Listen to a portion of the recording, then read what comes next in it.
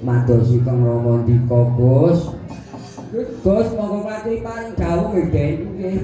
Jara kati paring dawuh menapa sampun saged pinanggih Kanjeng Ramandika nggih Gus. Ya Siwa Mayantaka. Mangerti aku wis bisa sajagong lan Sudarmaku Kandira Marjuna mapal negara Ngamarta.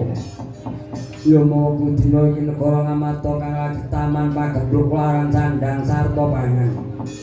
Mboko mondatan diwaning pangayoku Sanghyang Bathari Sriwa. Kula dina iki kadhawan Kandira Marjuna kineng padha ngendi dununge lan Bathari Sri. Kula yo aku ewan-ewan kabeh para kawan. Wono mang sing paring gesang mbantu karya nggon padi marang Bathari Sri nggih neng ajeng kula nggih tumut dekadar liang guling yang nirang-nirang lucu-lucu saged to tinggal kunderan Bathari Sri Ndara kula nggih muji ora yo kudu berbatin kok ya ponde coba montor sak tenggok ki nek ora dilakoni ora ana prihatine direwangi lagi ya kaya wong ngembang dadi ora ana dayane wong ora kan ora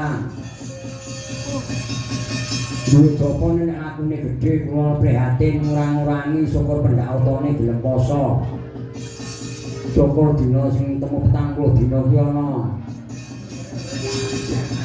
Waktu sing terung dina telung bengi iku diitung ana 40 dina 40 bengi hitungane diringkes telung dina telung bengi iku ya gedhe dayane.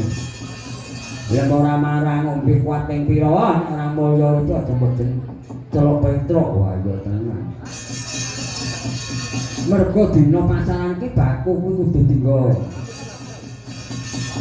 petung awake dhewe mergo mitur pengendikan para pinter iki dina utawa pasaran kuwi ana dina dite cukra paduna kuwi biyen kuwi jenenge wong jeneng mungsa mula sak sedane yo dienggo kae jeneng dina.